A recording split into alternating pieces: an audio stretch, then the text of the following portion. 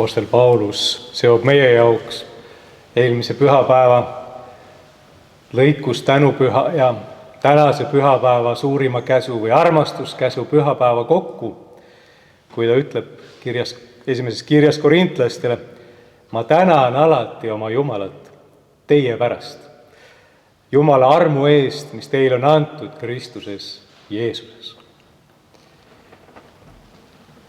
Tänu ja armastus siis kuidagi kuuluvad kokku. Ja tuleb nende sõnade mõistmiseks teada natuke tausta ka. Pauluse jaoks selle esimese Korintuse kirja kirjutamine ei olnud mingi kerge asi. Seal koguduses oli tülid, palju jama. Paulus pidi seda klaarima hakkama. Tema oli selle koguduse asutanud omal ajal, aga tema eemal olles tõusis seal esile palju lahkmeelt. Tänapäeval meile vahel tundub, mõtleme tagasi apostlite ajastu peale,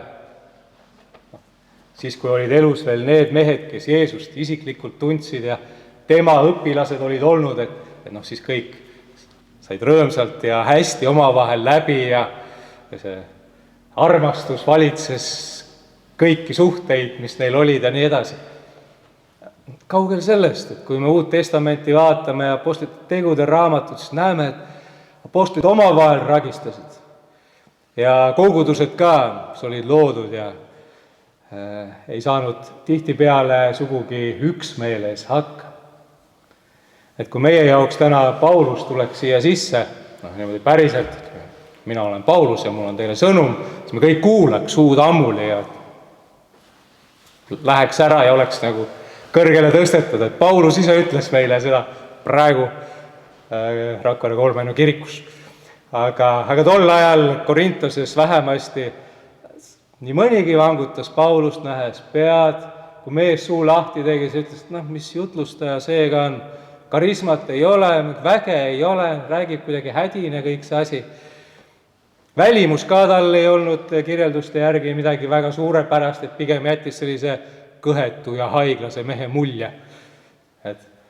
Et selline, kes pidi kõvasti vaeva nägema, et teda kuulatakse, et teda üldse tõsiselt võetakse. Ja ka tema sõnumit, et paljude jaoks oli see ikkagi selline küsimärgi alla pandav, kritiseeritav ja kaheldav. Et kas tema selline veenmisjõud alati ei olnud selline, kes oleks kõik ära veennud. Nii et see on see kontekst.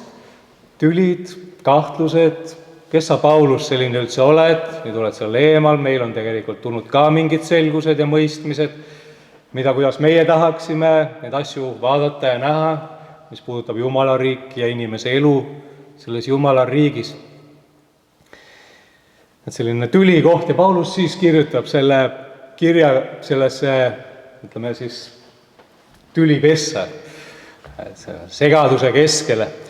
Ja kui ta võiks alustada sellise tõsise noomimisega öelda, et kuulge, mina ju käisin, mina ütlesin, minul on õigus, kuulake mind, siis tema alustab hoopis tänuga. Ma tänan alati Jumalat teie pärast. Ja ta ei ütle, et ainult teie pärast, kes te minuga nõus olete, teie pärast, kellele ma meeldin.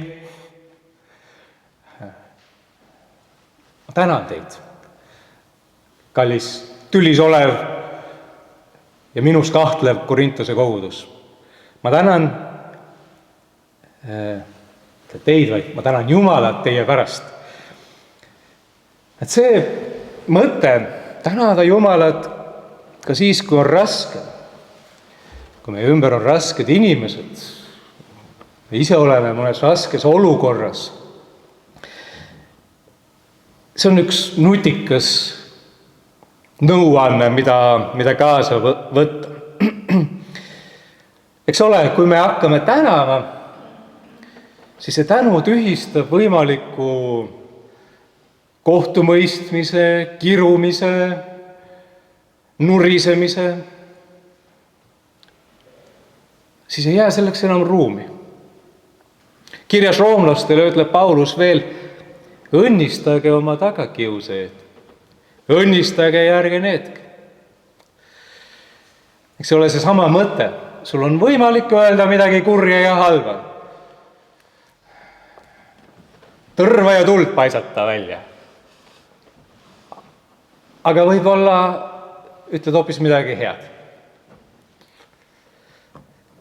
Õnnistad, tänad, kirumise asemel.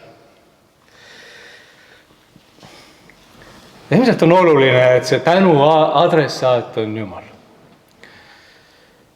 Ei ole, kui me räägime sellest suurest armastuse käsust ja siis natuke võib jääda see mulje, et tegemist on nüüd millegiga, kus siis meid peab nagu kõvasti hakkama pingutama ja vaeva nägema selleks, et kuidagi see armastus endast välja pigistada. Et ikkagi selline ilus naeratus oleks kogu aeg näol ja kõigile ainult lahked sõnad ja kõik oleks ilus ja hea ja pehme ja mõnus.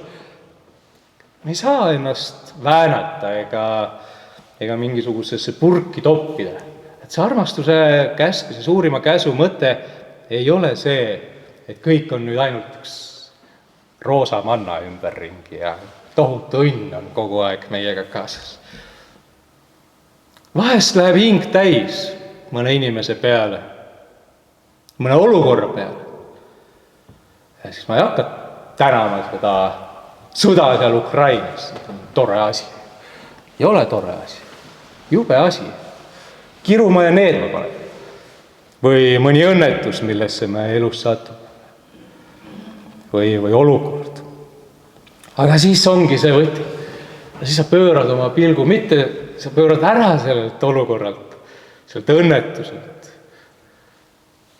sellelt inimeselt, kellega sul on raske, pöörad oma pilgu Jumala peale. Jumalat hakkad tänama. Ja see ei tähenda, et see olukord, sa unustad ära, et see on selline keeruline ja raske, vaid mida Paulus ütleb, tänan Jumalat armu pärast. Ehk et selles olukorras, kus tahaks võib-olla öelda halvasti ja teha midagi, vahest teha ka midagi, ikka tunneks, et asi on jama. Aga pööra ära sellelt olukorralt oma pilki hakka Jumalat tänama ja aseta oma lootus Jumala armule. See ei ole muutunud. Tema, kes on maailmade looja, tema näeb igat olukorda. Kõik on tegelikult tema kätes. Ja see ei ole muutunud. See ei ole kadunud. Ja sellele me saame toetuda. Jumala arm ei kao ära. Ta jagab seda ikka. Kui me alati ei saa mõnest inimesest päris hästi aru, ei suuda seletada koledaid sündmusi ja halbu asju siin maailmas, siis võime ometi teada, et Jumala arm on suurem kui ükskõik. Milline olukord, milline segadus, suurem kui meie mõistmine või mitte mõistmine. Ja kõik on tegelikult selle armu poolt hoitud. Jätkuvalt on kõik selle armu poolt hoitud. Meiega, oma eluga. Meid ei lasta lahti.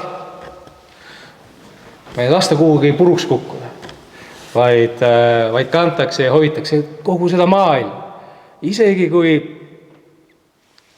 kuskilt nurgast tundub meie jaoks, et asjad mädanevad, siis ometi Jumala jaoks on see midagi, mida tuleb hoida ja kaitsta. Et see nendes keerulistes olukordades ja keerulistel aegadel ära toetusele, enda mõistmisele või arusaamisele või võimele need olukorrad ära lahendada või selgeks mõelda või Jumala armule toetada. Jumalat tänama. Sinu arm ei ole lõppenud. Sellega ma tahan arvestada. Ja see on see viis, kuidas me saame edasi minna ka siis, kui on raske. Kuidas me saame säilitada armastust ka siis, kui tundub, et viha näib kõik muu lämmatavat.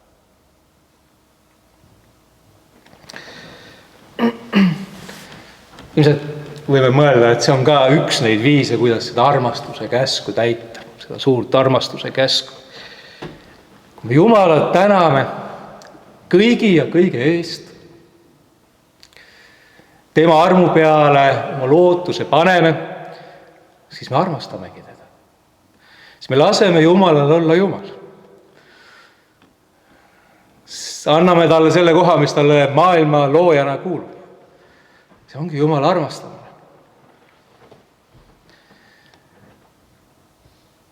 Me armastame oma ligimest, sest Jumalale tema kohta tänusõnu öeldes ja temale mõeldes, Jumala armule toetudes,